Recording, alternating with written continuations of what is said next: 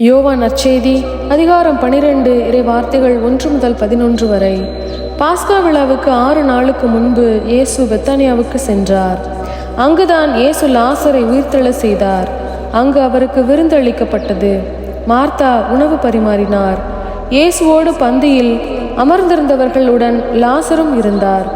மரியா லாமிச்சை என்னும் கலப்பற்ற விலையுயர்ந்த நறுமண தைலம் ஏறக்குறைய 320 கிராம் கொண்டு வந்து இயேசுவின் காலடிகளில் பூசி அதனை தமது கூந்தலால் துடைத்தார். தைலத்தின் நறுமணம் வீடெங்கும் கமழ்ந்தது.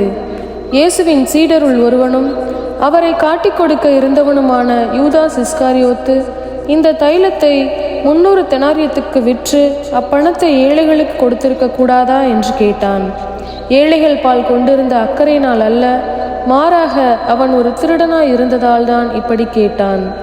பணப்பை அவனிடம் இருந்தது. அதில் போடப்பட்ட பணத்திலிருந்து அவன் எடுத்துக்கொள்வதுண்டு.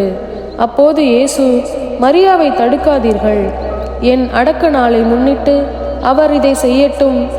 ஏழைகள் உங்களோடு என்றும் இருக்கிறார்கள், ஆனால் நான் உங்களோடு என்றும் இருக்கப் போவதில்லை என்றார். இயேசு அங்கு இருப்பதை அறிந்த யூதர்கள் பெருந்திரளாய் வந்தார்கள். அவர்கள் இயேசுவை முன்னிட்டு மட்டுமல்ல, அவர் உயிர்த்தெழ செய்திருந்த லாசரை காண்பதற்காகவும் வந்தார்கள். ஆதலால் தலைமை குருக்கள் லாசரையும் கொன்றுவிட திட்டமிட்டார்கள். ஏனெனில் லாசரின் காரணமாக யூதர்களிடமிருந்து பலர் விலகி இயேசுவிடம் நம்பிக்கை கொண்டனர். இது ஆண்டவரின் அருள்வாக்கு. இறைவா உமக்கு நன்றி.